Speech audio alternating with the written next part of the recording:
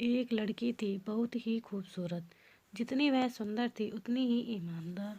ना किसी से झूठ बोलना, ना किसी से फालतू की बातें करना, बस अपने काम से काम रखना। उसी क्लास में एक लड़का था। वह मन ही मन उसे बहुत प्यार करता था। लड़का अक्सर उसके छोटे मोटे काम कर दिया करता था। बदले में जब लड़की मुस्कुरा कर थैंक यू कहती थी तो लड़के की खुशी की सीमा नहीं रहती थी। एक बार की बात है, दोनों लोग साथ साथ घर जा रहे थे, तभी जोरदार बारिश होने लगी। दोनों को एक पेड़ के नीचे रुकना पड़ा। पेड़ बहुत छोटा था। बारिश की बूंदें छन छन कर उसके नीचे आ रही थी।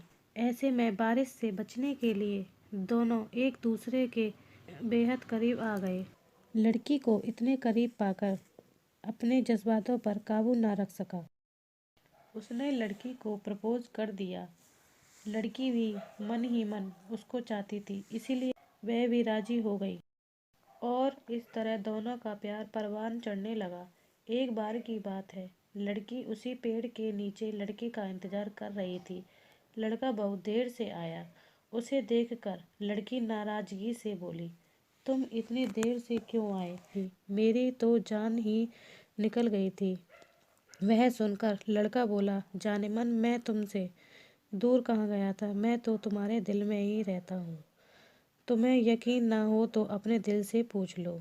लड़की की इस प्यारी सी बात को सुनकर लड़की अपना सारा गुस्सा भूल गई और वह दौड़कर लड़के से लिपट गई।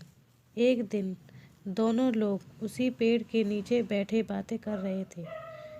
लड़की पेड़ के सहारे बैठी थी। लड़का उसकी गोद में सर रखकर लेटा हुआ था। तभी लड़की बोली, जानू, अब तुम्हारी जुदाई मुझसे बर्दाश्त नहीं होती। तुम्हारे बिना एक पल भी मुझे 100 साल के बराबर लगता है। तुम मुझसे शादी कर लो, नहीं तो मैं मर जाऊंगी। लड़के ने झट से लड़की के मुंह पर अपना हाथ रख दिया और बोला, मेरी जान, ऐसी बात मत कर। अगर तुम्हें कुछ हो गया तो मैं कैसे जिंदा रहूंगा?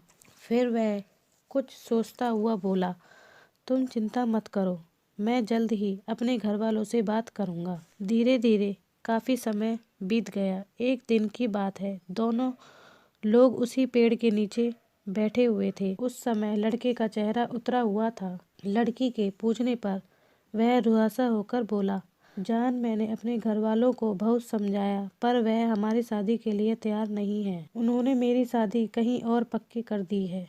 वह सुनकर लड़की का कलेजा फट गया। उसका मन हुआ कि वह जोर जोर से रोए, लेकिन उसने अपने जज्बात पर काबू पा लिए और वह बोली, मैंने तुमसे सच्चा प्यार किया, मैं तुम्हें कभी भुला नहीं सकती। प्लीज़ मुझे माफ़ कर देना। लड़का धीरे से बोला, वैसे अगर तुम चाहो तो अब से हम एक अच्छे दोस्त रह सकते हैं। लड़की यह सुनकर जोर जोर से रोने लगी। लड़के ने उसे समझाया, फिर दोनों लोग रोते हुए अपने अपने घर चले गए।